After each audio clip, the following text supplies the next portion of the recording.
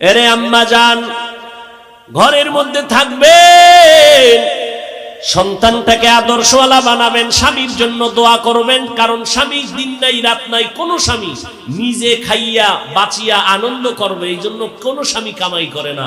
স্বামীর দিন নাই রাত নাই কষ্টের একমাত্র টার্গেট আমার স্ত্রী, আমার সন্তান যেন আনন্দিত হয়। এই জন্য নিজের জামা কেনার চিন্তা করে না। স্ত্রী বলছে এটা দাও, রেডি, টাকা নাই, স্ত্রী বলেও নাই যে টাকা নাই, বন্ধুর থেকে দাঁড় কইরা স্ত্রীর মন রক্ষা করলো, সন্তানের জামা কাপড় দিতেছে, নিজের জামা কাপড় লাগবে একবার চিন্তাও করেন। আর আমরা আম্মা জানেরা এত নিষ্ঠুর, খাইলো না খাইলো, পেট ভরলো না ভরলো, খেয়াল নাই, নিজেরটা পাইলেই শান্তি, পাইয়াও যদি শুকর আদায় করতো তাও না, একটু স্বার্থে আঘাত লাগলে এই ঘরে আইসা জীবনে শান্তি পাইলাম।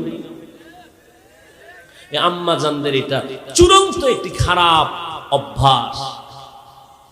হাদিস শরীফে নবী বলেন, যেই নারী জীবন ভর স্বামীর খেদমত করিয়া আমল করিয়া কখনো যদি বলে এই স্বামীর ঘরে এসে শান্তি পাই না, জীবনের সব আমল বরবাদ, সব আমল বরবাদ। আর অথচ নারীর দাম কত? নবীর স্ত্রীর কাছে একজন নারী গিয়ে কয়, আরে পুরুষেরা জানাজায় যায় কত সওয়াব, ঈদগায় যায় কত সওয়াব, আমগো নারীকে কপাল খারাপ। আম্মা জান নবীর কাছে গেলেন, নবী জবাব দিলেন, সমস্ত নারীদের জানায় দাও, এরে নারীরা, পুরুষেরা জুমায় যাবে, ঈদগায় যাবে, জিহাদে যাবে, জানাজায় যাবে, তুমি ঘরের মধ্যে থাকিয়া নামাজ পড়ো, স্বামীর খেদমত করো, স্বামীর মাল হেফাজত করো, সন্তানের আদর্শওয়ালা বানাও। পুরুষেরা বাইরে গিয়া যেই পরিমাণ সওয়াব পাবে, আম্মা জানদের আমার আল্লাহ ঘরের মধ্যে সেই সম পরিমাণ সওয়াব দান করবে। কয়দিন আর দুনিয়া, আর বাইচা থেকে লাভ কি? এখন স্বামী অন্য চিন্তা, স্ত্রী একজন আছে আর একটা বিবাহ করবে, এই তালে আছে, তো দুনিয়ার জাহান্নাম তৈরি হয়ে গেছে। আম্মা জান আর কয়দিন এই আনন্দ করবেন? তওবা করে এটা সন্তান মানুষ বানায় যান, কিচ্ছু দরকার নাই। আপনি সন্তানকে যদি একটু কলিজা দিয়া দোয়া করেন, আল্লাহ আমার সন্তানটারে আদর্শ মানুষ বানাও, কোরআন পড়নেওয়ালা বানাও। যুবকদেরও বলবো, যুবক, আমি হাফিজুর রহমানের কোনো এলেম নাই, কোনো আমল নাই, নিশ্চিত কিচ্ছু নাই, তারপরও আল্লাহ তোমার ময়দানে এই চকরিয়ার জমিনে রাত্র 12টার পর পর্যন্ত আসিয়া আমাকে বয়ান করতে হইল, তোমরাও বসে রইলা। একমাত্র এর কারণ, এর মোহাব্বত আর এর সম্মানের পিছনে আমার মায়ের দোয়া, বাবার দোয়া আর খাঁটি আল্লাহওয়ালাদের নেক নজর। আল্লাহ চাইলে সব হয়, বান্দা চাইলে কিছুই হয় না। হ্যাঁ, বান্দার চাওয়াটা যদি আমার আল্লাহর চাওয়ার সাথে মিলে যায়, তখন বান্দার আশাও পূরণ হয়ে যাবে। নমরুদ নামের বান্দা চেয়েছিল জমিনের মধ্যে ইব্রাহিম নামের কোন বান্দা আসতে দিবে না, পাইলে জবাই করে দাও।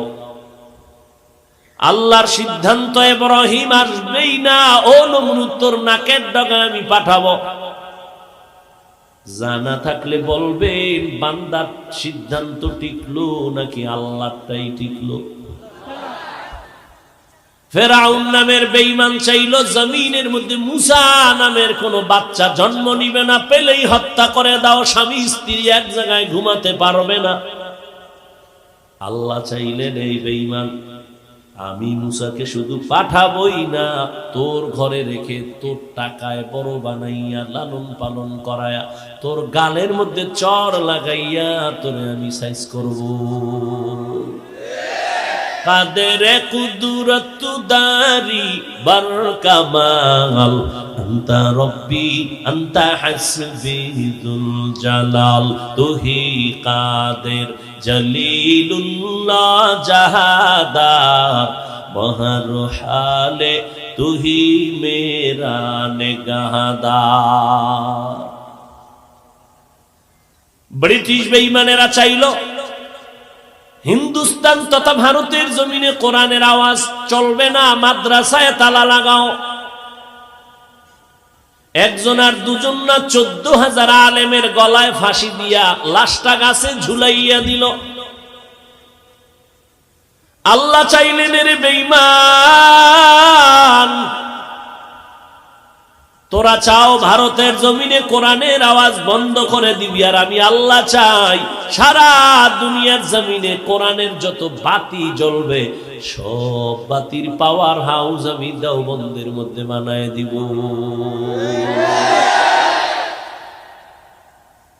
বানাইছেনি? সারা দুনিয়া ঘুরো, এমন একটা জায়গা নাই, এমন একটা দেশ বা রাষ্ট্র নাই যেখানে দেওবন্দের বাতি জ্বলে না। সারা দুনিয়ায় তাবলীগের খেদমত দেওবন্দেরই আলো, পীর মাশায়েখের খেদমত দেওবন্দেরই আলো। বেঈমান নাস্তিক বাতিলের বিরুদ্ধে রাস্তায় আন্দোলনের আওয়াজ দেওবন্দেরই আলো। হুসাইন আহমদ মাদানী, কাসেম নানতবি, রশিদ আহমদ গঙ্গুহি, এরা জীবনটা কাটায় দিয়ে গেলেন বাতিলের বিরুদ্ধে মোকাবেলা করতে করতে। এই জন্য অনেকে বলে তাবলীগে দ্বন্দ্ব লেগেছে। আমি বলি না না, হক আর বাতিলের মধ্যে দ্বন্দ্ব লেগেছে। কারণ এই 12টা মাস না ঘুম না খানা, এত কষ্ট করে করে সারা দেশ দৌড়াই। আপনাদের পায়ে ধরে ধরে বিনয়ের সাথে বয়ান করি, মনে হয় যেন এত দুর্বল হইয়া বয়ান করি, মনে হয় যেন আপনাদের টাকার কেনা গোলাম আমি। এত দুর্বল হয়, এত বিনয়ী হইয়া পায়ে হাত রেখে বয়ান করে কি বুঝাইতে চাই? 2টা স্লোগান উম্মতের অন্তরে পরিপূর্ণ ঢুকাইয়া রাখতে চাই। একটা স্লোগান হলো, বান্দা জীবনে যতদিন বেঁচে থাকবি গোলামি করবি আমার আল্লাহ, জমিনে যতদিন বেঁচে থাকবি আদর্শ মানবি মদিনাওয়ালা নবী। কোন পীর সাহেবের গোলামি চলবে না, কোন মাওলানার গোলামি চলবে না। গোলামি করবে কার? একমাত্র আমার আল্লাহর গোলামি। আদর্শ মানব মদিনার, আর কারো আদর্শ মানা যাবে না। কেন? সারা দুনিয়ার মানুষের আদর্শ নাপাক, একমাত্র আদর্শ মদিনার নবীর আদর্শই হলো পাক। দুনিয়াওয়ালাদের আদর্শ কেন নাপাক? বলে মানুষটাই নাপাক, দেমাগ নাপাক, চোখ নাপাক, কান নাপাক, অন্তর নাপাক, গুনাহ করে করে করে করে জিন্দেগি নাপাক করেছে। আর আমার নবীর আদর্শ কেন পাক? আমার নবীর পুরো জিন্দেগিটাই পাক। কেমন একজন নবী পাইলি? কোন থানা? চকরিয়া থানার মুসলমানেরা চিনলি না? কেমন একজন নবী পাইছো, যেই নবীর বরকতে অন্য নবীর উম্মতেরা গুনাহ করলে ঘুমের থেকে উঠে দেখতো চেহারাটা বানরের মতো হয়ে গেছে। আমরা গুনাহ তো কম করি না, এরপরেও কেন চেহারার পরিবর্তন হয় না? একমাত্র মুহাম্মদের উম্মত হওয়ার কারণ। ওগো নবীর উম্মতেরা,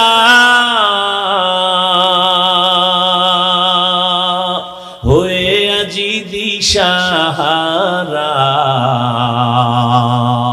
কোরআন হাদিসের চলো যখন যাহা চায় মনে, নবী বিনে কে তরবে পুসিরত মিজানে, নবী বিনে কে তরবে পুসিরত মিজানে, উম্মতের কান্ডারি নবী,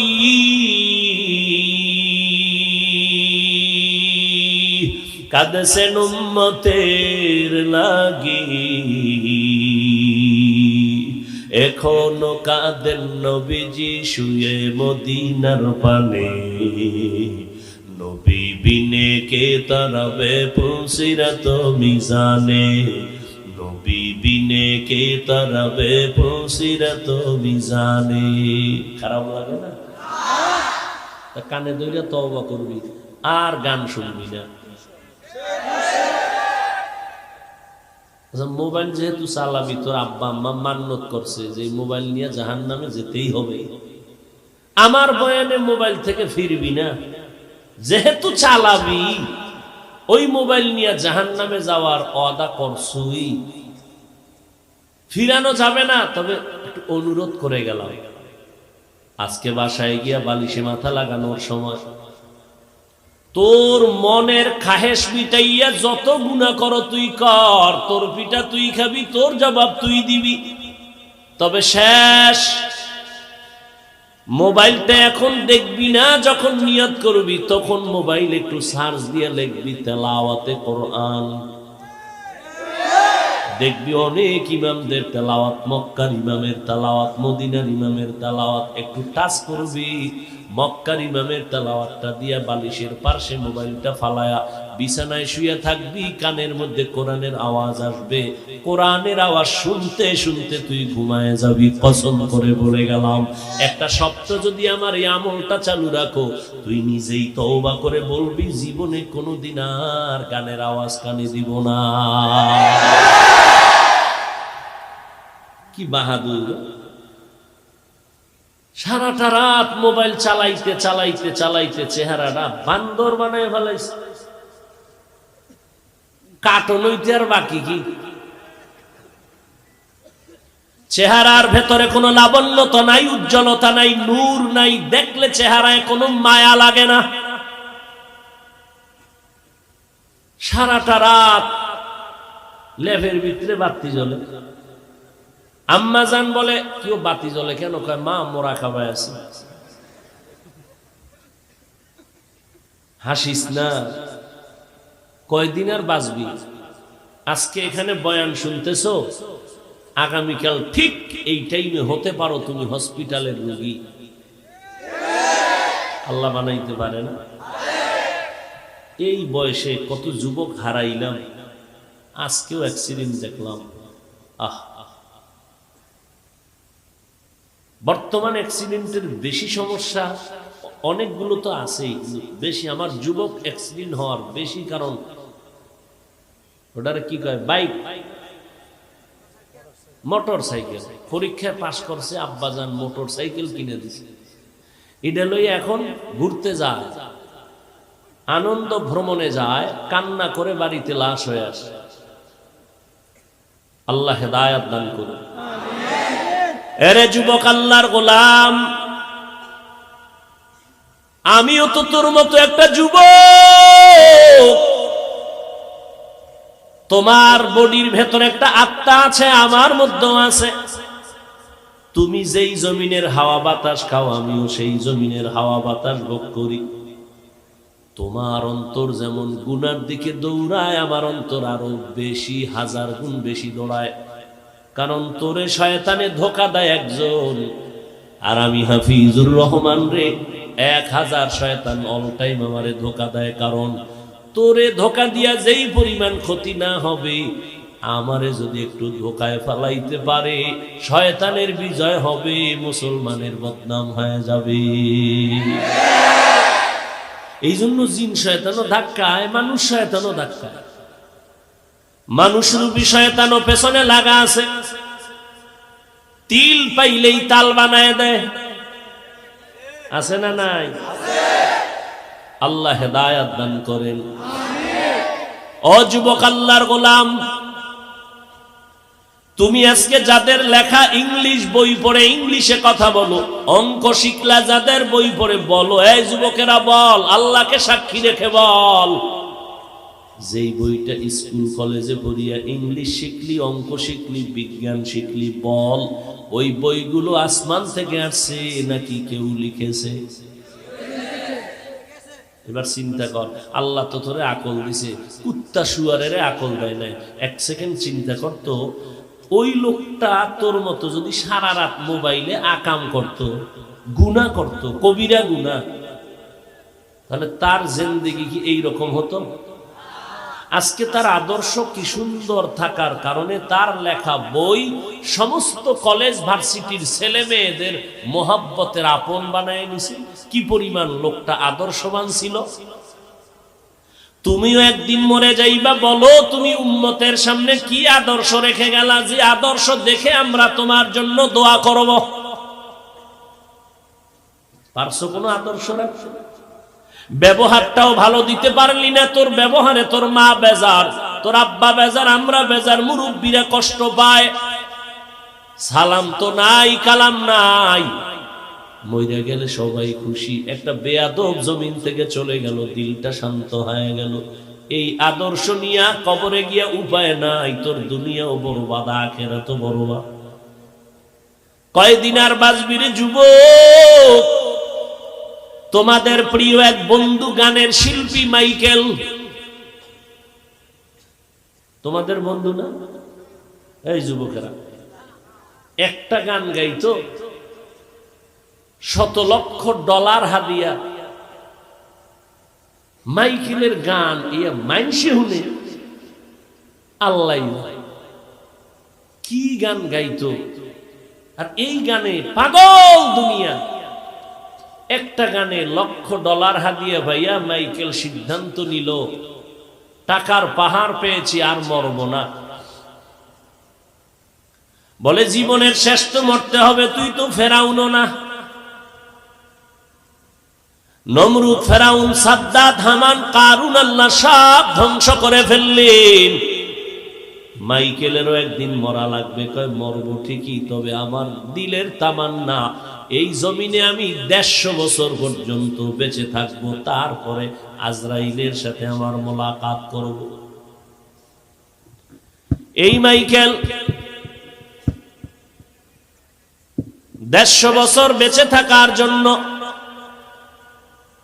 যত দুনিয়ার লাইনে প্রস্তুতি দরকার গ্রহণ করলো, খালি হাতে কারো সাথে হাত লাগায় না, জীবাণু চলে আসবে। এক একটা খানা 100 বার চেক করে খায়।